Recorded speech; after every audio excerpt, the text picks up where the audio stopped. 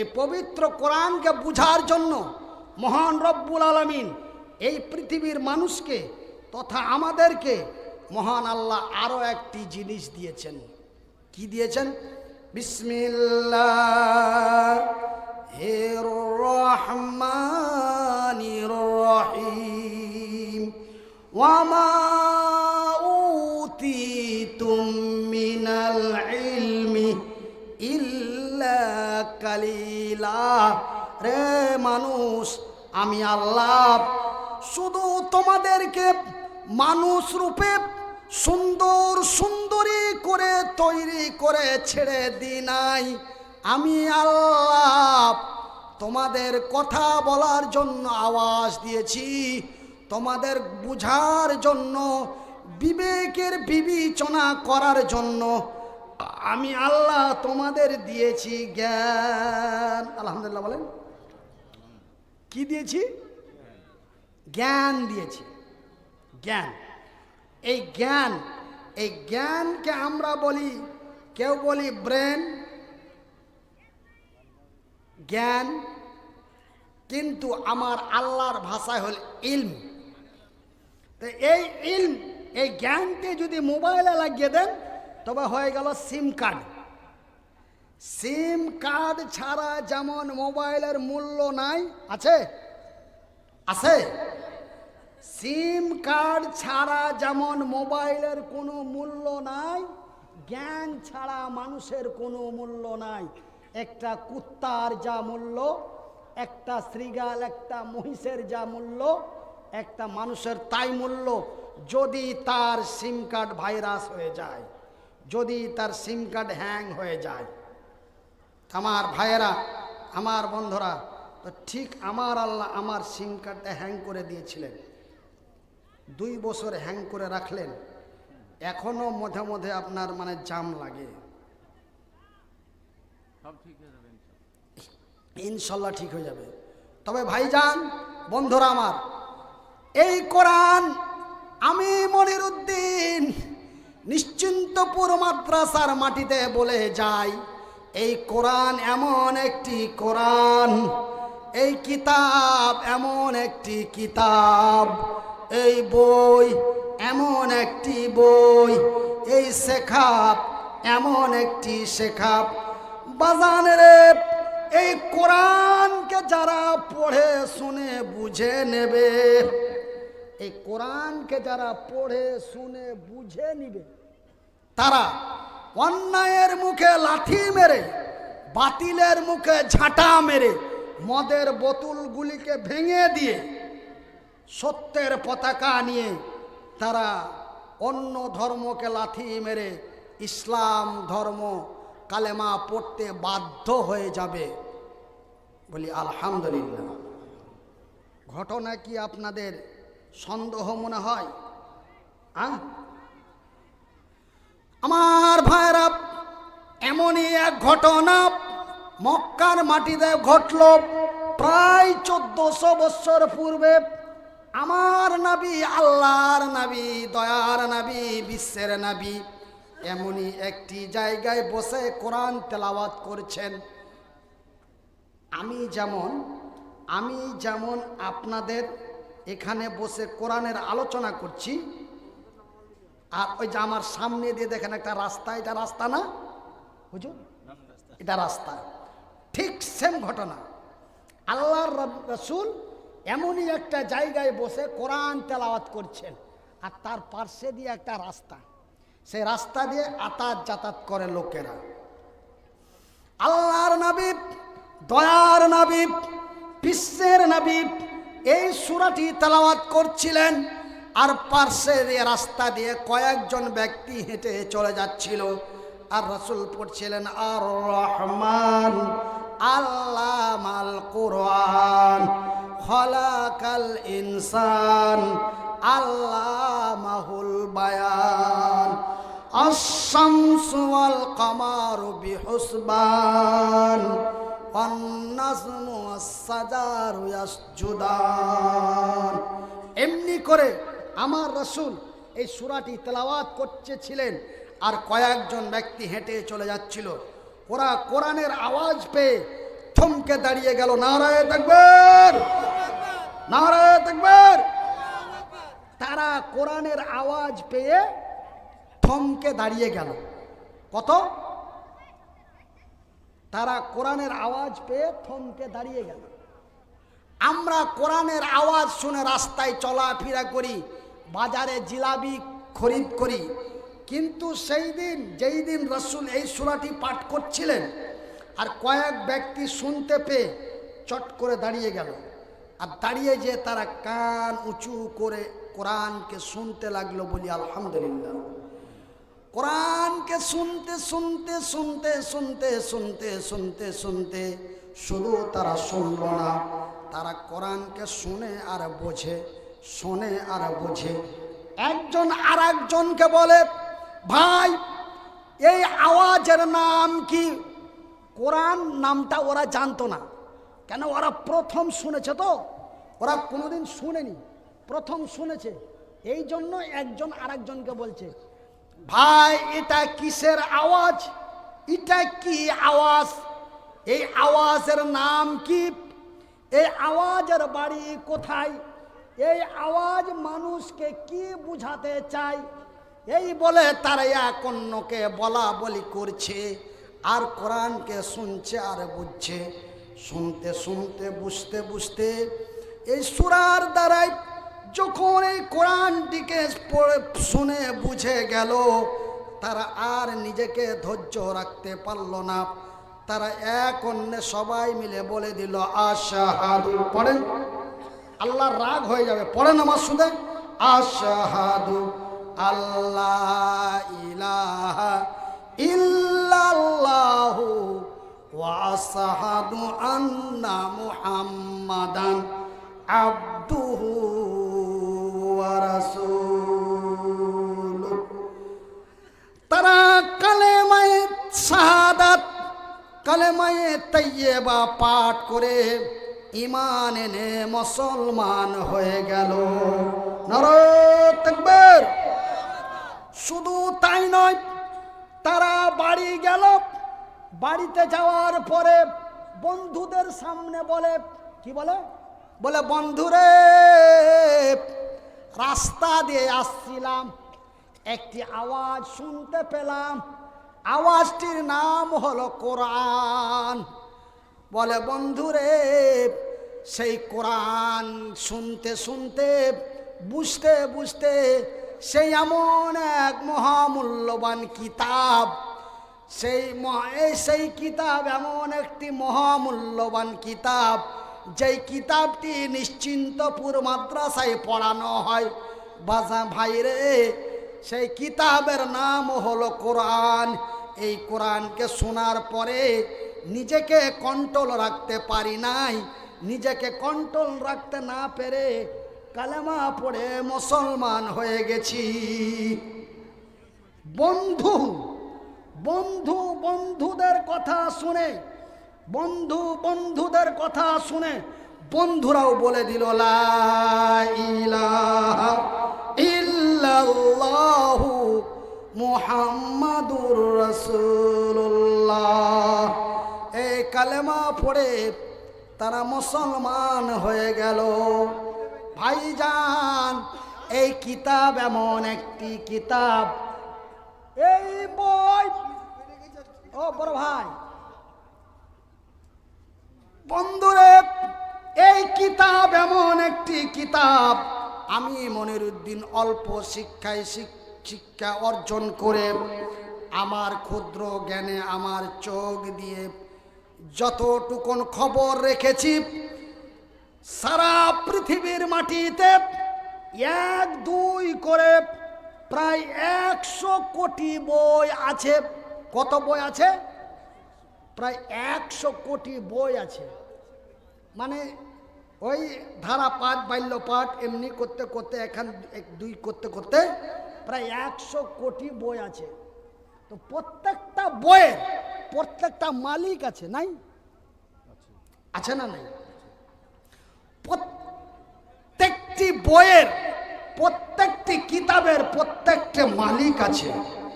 কিন্তু আল্লাহর আকাশের নিচে, জমিনের উপরে এমন কোনো বই নাই যে সে বই কথা বলতে পারে, কিন্তু এই কোরআন কথা বলতে পারে, বলি আলহামদুলিল্লাহ। আমি যেমন কথা বলতে পারি, এই কোরআন তেমনই কথা বলতে পারে। কিন্তু পৃথিবীর কোনো কিতাব, পুরাণ, মহাভারত, বাইবেল, গীতা, রামায়ণ, কোনো বই কথা বলতে পারে না, কিন্তু কোরআন কথা বলতে পারে। আমার ভাইয়েরা, আপনি যদি আমাকে জিজ্ঞাসা করেন, ভাই তোমার নাম কি, আমি উত্তরের জবাব দিয়ে বলবো, আমার নাম হলো মনিরুদ্দিন। ভাই আপনার বাড়ি কোথায়? আমার বাড়ি মালদা। আপনি নিশ্চিন্তপুর কখন এসেছেন? না তো বৈকাল 4 ঘটিকাই। ভালো আছেন? আমি বলি আলহামদুলিল্লাহ। তবে আপনি আমার ভাষা দিয়ে আপনি আমাকে জিজ্ঞাসা করছেন, আমি আপনাকে আমার ভাষা দিয়ে উত্তর দিচ্ছি। এর নাম হলো কথা বলা। আপনি এই কোরআনকে যদি বলেন, কোরআন তোমার নাম কি, কোরআন বলবে আমার নাম হলো ফুরকান। বলে কোরআন রে তোমার বাড়ি কোথায়? কোরআন বলবে বিসমিল্লাহির রহমানির রহিম।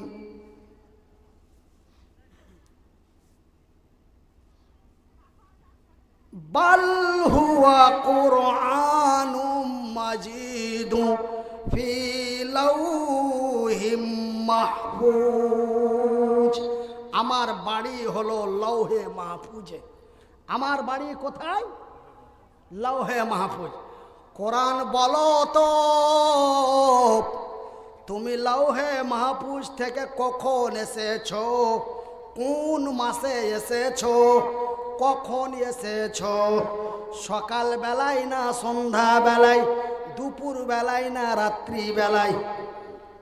কোরআন বলবে শাহরু রমাযান আল্লাযী উনজিলা ফীহিল কুরআন। আমি এসেছি রমজান মাসের লাইলাতুল কদরের রাত্রে। আলহামদুলিল্লাহ বলেন। কিন্তু এরকম কথা অন্য কোনো কিতাব তার নিজের ভাষা দিয়ে কথা বলতে পারে না। বাইবেল, পুরাণ, মহাভারত, গীতা, আপনি প্রত্যেকটা মানে ও মালিক ছাড়াই কিতাব। ভাইজান, প্রত্যেকটা কিতাবের প্রত্যেকটা মালিক আছে। এমন কোন বইয়ের মালিক তার বইয়ের উপরে গ্যারান্টি সিল মারতে পারেনি। পেরেছে? পারেনি। দুর্বলতা স্বীকার করেছে। আমি একটা বই লিখেছি, এক্সাম্পল দিচ্ছি। আমি একটা বই লিখেছি, বইটার নাম ছোটবেলার ঘটনা। বইটা লিখেছি, লেখকের নাম কি? মনিরুদ্দিন। বাড়ি কোথায়? Harishchandrapur. Mobile number 9734183560। Pin number 732125। আচ্ছা, তারপরে এবার আমি মনিরুদ্দিন বলছি। আসসালামু আলাইকুম ওয়া রাহমাতুল্লাহ।